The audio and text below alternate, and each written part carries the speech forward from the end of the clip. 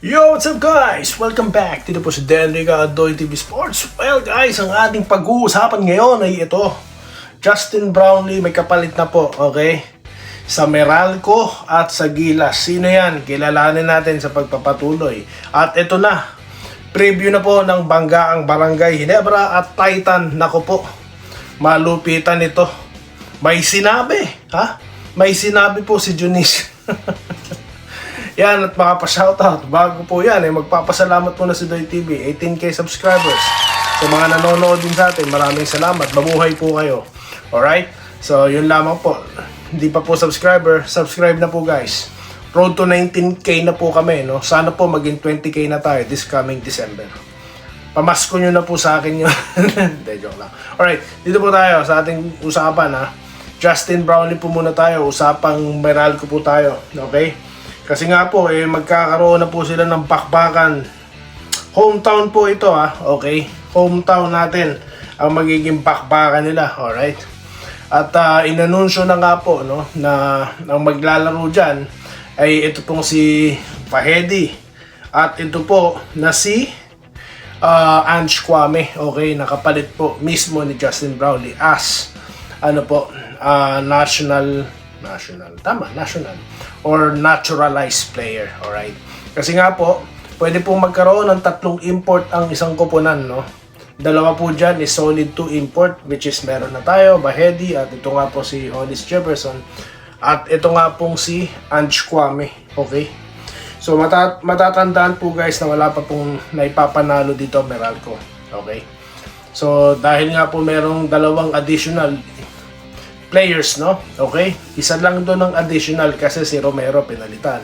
So yung scenario po na sinabi ko sa inyo, nagkatotoo. Okay? So analyze lang naman po yun. Okay? Na si Romero talaga ang papalitan nila kasi kailangan talaga nila guys ng scorer. Scorer daw tong Bahedi guys. Okay? So may makatuwang man lang itong si Hollis Jefferson dahil nga po yung dream tandem sana, no? Hindi nangyari. Alright? So yun po Then, sa Gilas naman po, ito pong si Gilas Pilipinas, naturalized player natin, si Ange Kwame pa rin po. Okay? Kasi siya po ang, naturalized player natin, maliban kay Justin. Okay? So, okay yan po. 6'11 yan. So, malaking tulong din po siya sa ilalim, of course. Alright? So, sa Gilas natin, wala din tayong nababalita ang dyan. Kay Soto, no? Alright. Ang kalaban naman po natin dyan, Guam. Okay? Si paring Jericho Cruz. Alright? Yung makakalaban dyan. Alright? Sa Pilipinas din po gaganapin yan. Okay? So, yan po ang mga updates natin. Mga legit yan, Alright? So, dito na po tayo sa isa pang gusto kong pag-usapan na Barangay Ginebra. Preview na po tayo. At ito pong Titan. Nako, anong sinabi ni Aling Junicio? Hopes lang naman po, no? Alright. Nakikita niya po kasi napalaban ito no? Itong Titan. So hindi man po letra per letra niya pong nabanggit pero he's hoping na makapasok pa ito, no? Sa playoffs. Alright. So yan din po ang tinatangka ng Barangay Ginebra dahil if I'm not mistaken, parehas po sila na standing. 2 wins, 4 na po ang pagkakatalo, di po ba? Kaya kailangan po dito magsisimula yan, 2 na yan, no? Para pag nanalo ang bawat isa sa kanila, no? Kung sino manalo sa kanila, syempre siya ang aangat, no? At malaki po ang chance na yung momentum madala pataas. So parehas po silang nangangarap, no? Na may panalo ang kanilang mga susunod na laban. Okay, kung napansin nyo po guys, meron tayong mga hinighlight na mga player na maganda po ang nilalaro, no, sa nakalipas na 5 laro.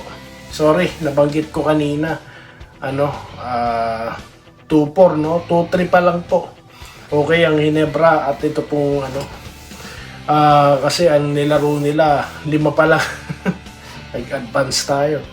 Okay? So, yun po na natin, Isama rin muna natin, Okay, guys? Alright. Ang mga nakakalaban po ng Barangay Ginebra, una is Hotshot, TNT, Meralco, San Miguel at NLEX nga. Okay? Yung dalawa pong naipanalo, of course, yan po yung sa latest NLEX at sa Tokentex. Okay? Natalo po sila sa San Miguel, Meralco at Magnolia. So, ano pa lang po ha. Hindi ko lang alam kung ano yung as of now, itong ano ng Titan. Okay? So, erratum na kagad tayo dyan. So, yun po.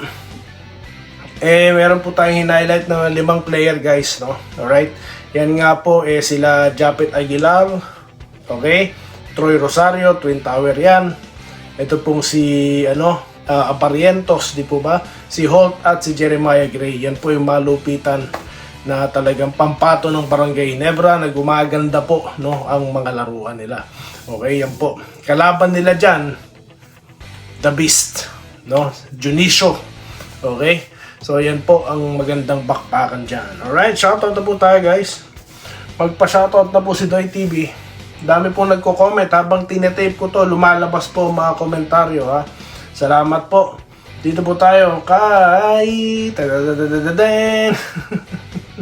Ma'am Irene Quiles. Sabi niya, thank you, shoutout lagi idol. Sana di matuloy yun nga po. Sana nga po, no, ligtas po kayo lahat dyan ha. Hello idol, musta? Yung Butilyagan, mabuti po ang kalagayan ni Toy TV, no? Sana kayo din po dyan sa Pilipinas, no? Dahil, nako po, grabe yung mga bagyo guys, mag-iingat kayo ha. Roberto Quijano, magandang morning idol. Salamat po ha. Good morning po sa inyo dyan. Edgar Torres, galing mo talaga idol. Maraming salamat po sir. Dahil po sa inyo yan, ginagalingan talaga ng todo ni Doy TV. Salamat po. Alright, dito po tayo kay Ma'am Minerva Jaba na good morning po Sir Doy TV. Yan naman sila, nag-fake news na naman. Makakatikim na naman sila. Ingat po tayong lahat mga kababayan, Super Typhoon Uwan, no? Panalangin ang ating sandata dyan. Yes, wala na po tayong magagawa, no? Alright. Robert Dille, no? Na taga Saudi Arabia po ito, no? Al-Kubar, Saudi Arabia. Good day bro, watching here in Al-Kubar, Saudi Arabia. Nasilat ang Magnolia kagabi. Kinabahan si Paul Lee sa 4 point. Yun po. No? Ano sabi ni Paul Lee dyan? Hindi naman daw po lagi papabor no? Yun, tama naman po. No? Kumbaga sa atin naman dito, hindi lagi Pasko. No? Kaya ano po tayo dyan. Okay, ganyan lang po ang basketball. Alright? Wenceslao Hapon, good morning, Boss Doy TV, Mac. Malakas din yung Magnolia. Yun nga, malakas talaga. Madiskarte no? Alright? Gamit nila yung yung talent ng mga players nila. Doon po nakabata yung laro nila, katulad ni Lucero. Kita nyo po yung mga niya, perimeter shooting niya. Tsaka yung gumagalaw sila guys Magalaw sila, no? Yan ang maganda ngayon sa sistema nila. Okay? Rodante Sabida, good day Doy TV. Para sa akin, hindi ko na pinapansin yung vlogger, basta sa'yo na lang ako naniniwala. Naisip ko, para bang nauuto na lang o nangaasar ba yung ganun? Tinatawanan ko na lang kulang yun nga po, no? Sabi ko nga po sa akin, pag kokomentuhan ko na lang, no? Magkokomento na lang si Doy TV sa mga vlogger na yan, no? Alright. Gillian Katukod, kaya natatawa na lang po ako Binabati ko nga pala ang mga taga-Boners TV. Ayan naman ang kwento natin dyan, mga chong. Mga update dyan. Yung huling nood ko dyan, mas marami yung palabok. Banda huli. Ang sabi niya, kung sakali, baka sakali. Wala na yung update.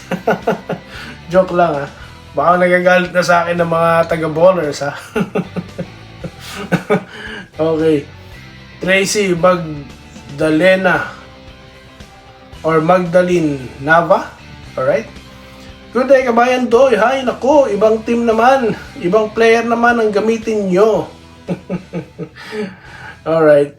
Para sa akin, mali. Coach Leo, dapat si Trollano ang pinasok sa last time, hindi si Rose. Hindi sana abot pa ang Magnolia. Alright. Bodolo Ramaro, no? Welcome po, sir. Albert Donos Rios, ayan po. Dito na tayo sa totoo. Salamat po, sir. Okay, lahat ng totoo gusto nyong malaman, dito nyo makikita sa legit channel. Totoo po yan, sir. Totoo po kayo dyan. Salamat po. Joseph Pineda, grabe naman mga fake news vloggers. Kaganda-ganda nila ng laro. Anong kabalbalan pinagsasabi nila. Alam pa, sabi sa inyo guys sila na po ang makapangyarihan. Mga mafia na po ang mga fake news vloggers. Sila na po ang nagdidesisyon sa mga koponan. Sila na rin po nagpe-press. Gamit po ang kanilang mga accounts, no? Grabe. Roderick Rodriguez, Boss Doy, meron pang isang trade ang isa ko. Yun po talaga, ano na lang yun, no? Bato-bato na lang po yun, no? Kung alam niyo, kung mag-viral, yan po yung ginagawa nila, no? Kasi sabi ko nga po sa inyo guys, no, bilang isang vlogger, maganda pong mag-trending yung content. Okay. Alright. So, dyan sila sinusubukan nila. No? Alright. Meron naman po, alam nyo yun, ewan ko, mahaba tayo. Dito na lang tayo kay Benjamin Hapayan. Maraming binabalitang trade ang mga fake news vloggers, pero pag may nangyari na trade, hindi naman sinasabi nilang trade. Yun nga po Alam nyo, no, nakita ko sa Facebook, no, may pinagkukuhanan sila Yung bawat salita lang ng tao na yun, napapaniwalang-paniwala po.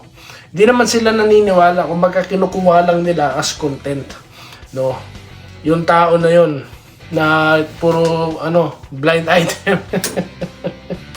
Ilan lang ata nagkatotoo sa, nun. Dito tayo, kay Ronald Narbato. Good day here. Well, tama ka dyan. Even me, natatawa sa mga fake vlogger na yan. Mostly, mga songgo magsalita, ang titigas ng accent, kasi tigas ng mukha nila, manloko ng viewers, just to earn money. Yes, Franklin Nabato, nakita ko din yan. Kawawa naman si Jeremiah Gray. Siya naman ang ginagamit ng fingers, may vlogger naman. Tapos kay Anne, si Gray naman. Yun nga po, no? Danilo de la Cruz, mga hallucination ng mga fake news vloggers, dinadaramay pa mga sunod na uploaded nila. Joel Lubentino, no? Dami mga fake news, mga sira, mga ulo, lalo na yung pero ang daming views, Rex Poral, ano sabi niya? Ito si Sir. Alright, ano to? Pinasaya lang ng San Mig, walang magawa. Pinasaya lang daw. Luz Mercado, SM, X. Takot tumira. Pais po na lang ng message, mga sir. Yan naman mga fake news vlogger, trade lahat ng mga Alright, dito po tayo kay Yimbo Telyagen. Lahat mga yan, puro. Yun na nga po. Po kasi mas, yan na po ang gawain ngayon no? Ginawa na pong, sabi ko sa inyo guys, marami kasing gusto talaga ng alam niyo yun, mga kwentong chismis, di po ba? Nandun ng interesting stories di po ba? So, depende rin po talaga. Alright, so ako si Doy TV ganito lang tayo. Kung ano lang pong available at legit, yun lang ibabalita ako sa inyo. Okay? So yun lamang po, maraming salamat sa inyo lahat at mabuhay po kayo at mag-iingat po kayo dyan sa Pilipinas. Nako po, ingat po kayo. Ingat po. Maraming salamat po at magandang araw po sa inyo lahat. Salamat po sa panonood. Subscribe na para sa mga susunod na basketball at boxing videos.